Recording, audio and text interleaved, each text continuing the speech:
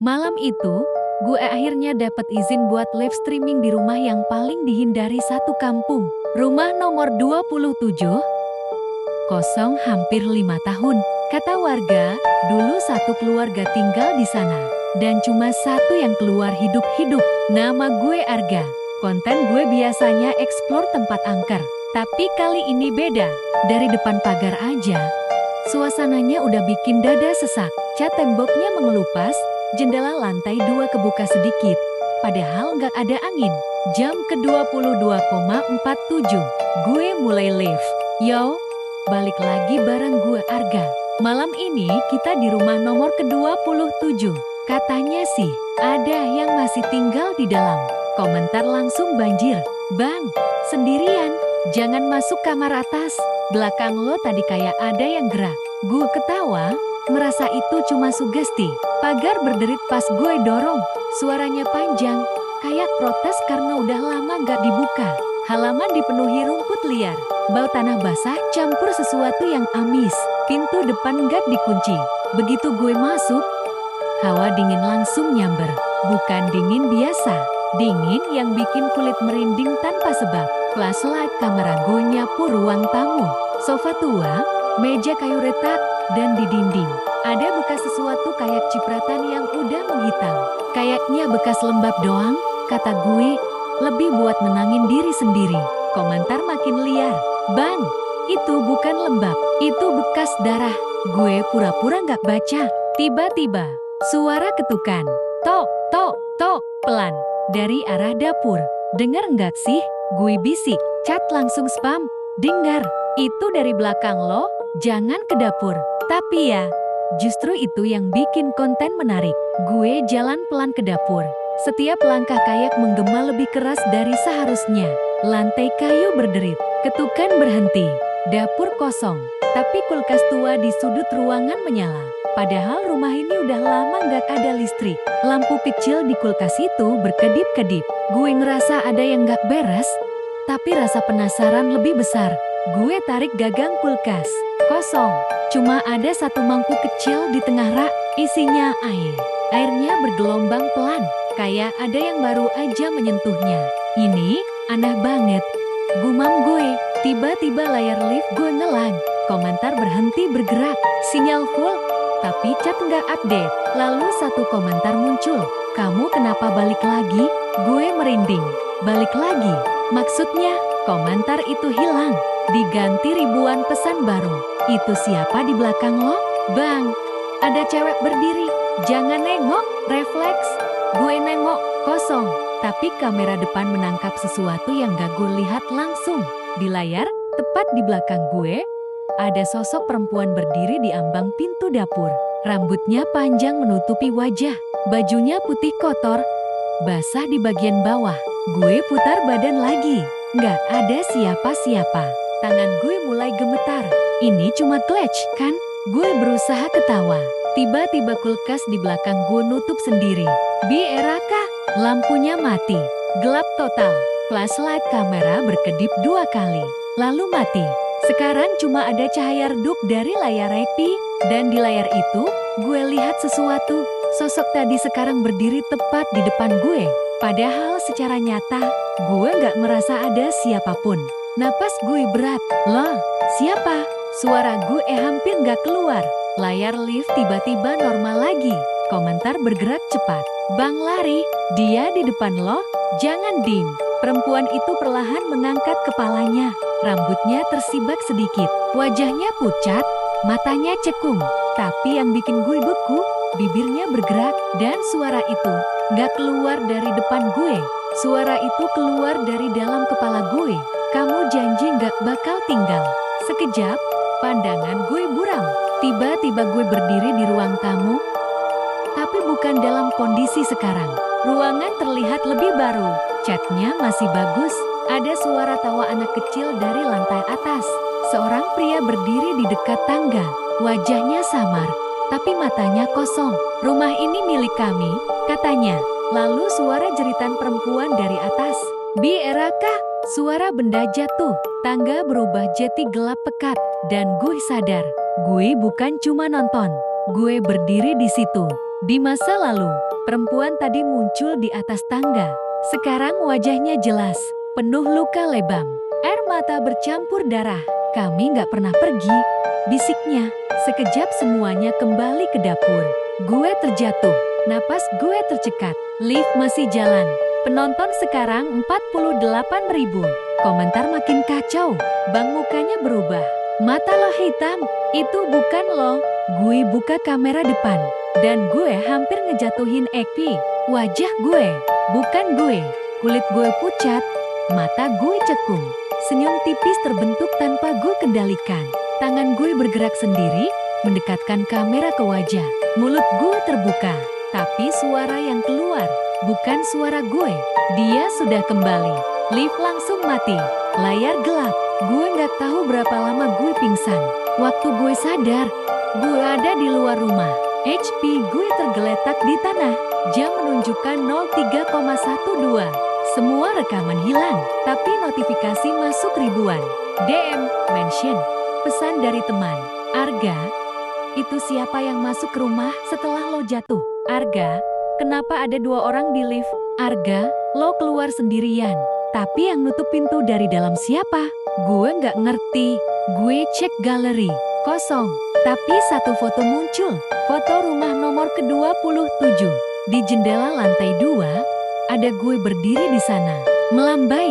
Padahal malam itu, gue nggak pernah naik ke atas. Sejak kejadian itu, gue nggak pernah balik lagi ke rumah itu. Tapi tiap kali gue live dari tempat lain, selalu ada satu akun tanpa foto profil yang komen, "Kenapa kamu pergi lagi?" Dan seminggu lalu, gue dapet paket tanpa nama pengirim. Isinya cuma satu benda, mangkuk kecil berisi air. Airnya bergelombang pelan, padahal nggak ada yang menyentuhnya. Dan malam ini, tepat jam 22:47, HP gue bunyi sendiri. Notifikasi live aktif dengan judul, "Arga kembali ke rumah nomor ke-27. Padahal, gue nggak pernah menekan tombol mulai. Dan dari speaker HP, terdengar suara perempuan itu berbisik pelan, "Kali ini jangan pergi." Gue nggak pernah pencet tombol lift lagi sejak malam itu. Tapi tiap tepat jam 22:47, layar HP gue otomatis terbuka. Kamera depan aktif. Dan yang bikin darah gue dingin, yang muncul di layar bukan kamar gue. Itu ruang tamu rumah nomor ke-27. Awalnya gue pikir ini cuma hack. Tapi gimana mungkin kamera HP gue bisa menampilkan sudut rumah yang bahkan gak gue datangi lagi. Malam ketiga setelah paket mangkuk air itu datang, gue mutusin buat gak panik. Gue pasang screen record sebelum jam 22:47. Tepat waktunya. Layar gelap, tulisan muncul, lift dimulai.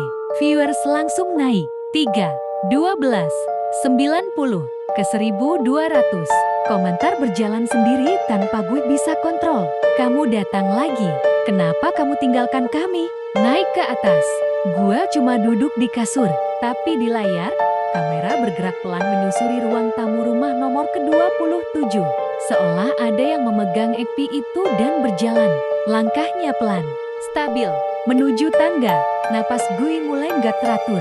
Ini gak mungkin. Ini gak mungkin. Kamera naik satu persatu anak tangga. Setiap langkah terdengar suara kayu berderit, persis kayak waktu gue di sana. Lalu kamera berhenti di depan pintu kamar lantai 2. Pintu itu yang gak pernah gue buka. Handle-nya bergerak sendiri, klik. Pintu terbuka pelan. Ruangan itu gelap total. Tapi di tengah ruangan, ada kursi kayu tua. Dan seseorang duduk di situ. Rambut panjang, baju putih kotor, kepalanya tertunduk. Viewers tembus 70.000. Komentar makin brutal. "Dia nunggu. Itu badan lo. Lihat tangannya." Gue perhatiin layar. Tangan sosok itu bukan tangan perempuan. Itu tangan gue. Ada gelang hitam yang biasa gue pakai. Tiba-tiba sosok itu angkat kepala. Wajahnya, wajah gue. Tapi matanya hitam pekat. Dan senyumnya pelan melebar. Layar tiba-tiba glek. Suara statis memenuhi kamar gue. Lalu suara perempuan itu muncul lagi. Bukan dari Ekpi. Dari belakang gue. "Kamu janji tinggal." Perlahan, gue nengok. Kosong. Tapi cermin lemari gue memantulkan sesuatu yang beda. Di pantulan cermin, ada perempuan berdiri tepat di belakang gue. Gue bisa ngerasa napas dinginnya di tengkuk. Tapi saat gue balik badan gak ada siapa-siapa. Balik ke cermin, sekarang cuma gue sendiri. Tapi senyum gue belum hilang. Padahal gue gak senyum. Gue buru-buru matiin HP. Layar mati, sepi. Lalu terdengar bunyi tetesan air. Tik, tik, tik. Suara itu dari meja belajar.